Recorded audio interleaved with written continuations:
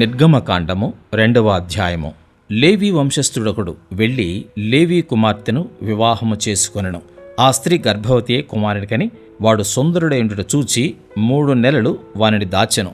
తర్వాత ఆమె వాని దాచలేక వాని కొరకు ఒక జమ్ము పెట్టి తీసుకుని దానికి జిగటమన్నును కీలును పూసి అందులో ఆ పిల్లవానిని పెట్టి ఏటి ఒడ్డున జమ్ములో దానిని ఉంచగా వానికేమి సంభవించునో తెలుసుకొనుటకు వాని అక్క దూరముగా నిలిచియుండెను.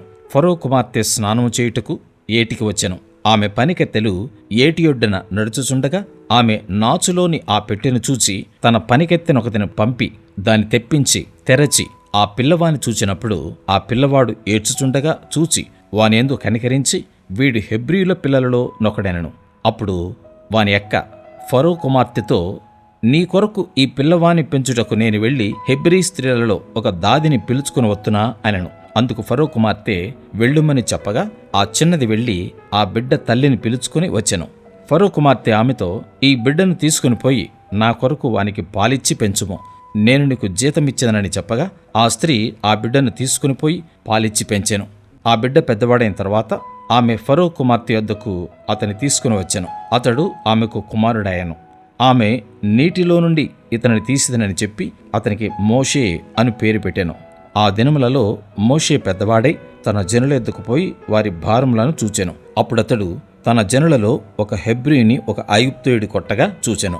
అతడు ఇటు అటు తిరిగి చూచి ఎవడనూ లేకపోగా ఆ ఐగుప్తీయుని చంపి ఇసుకలో వానికి కప్పిపెట్టెను. మరునాడు అతడు బయట నడిచి వెళ్ళుచుండగా హెబ్రీయులైన మనుషులిద్దరూ పోట్లాడుచుండిరి.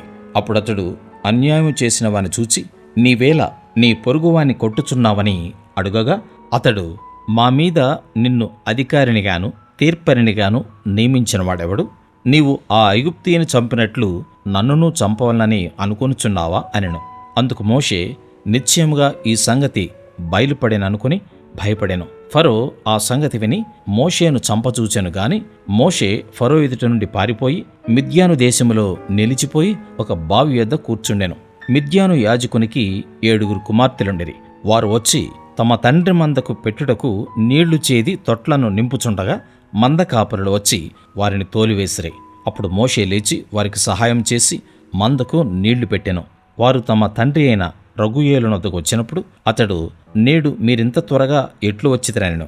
అందుకు వారు, ఐగుప్తీయుడొకడు మంద కాపురుల చేతిలో నుండి మమ్మను తప్పించి వడిగా నీళ్లు చేది మన మందకు పెట్టిననగా అతడు తన కుమార్తెలతో, అతడెక్కడ? ఆ మనుషుని ఏల విడిచి వచ్చితిరి? భోజనమునకు అతని పిలుచుకుని రండెనెను.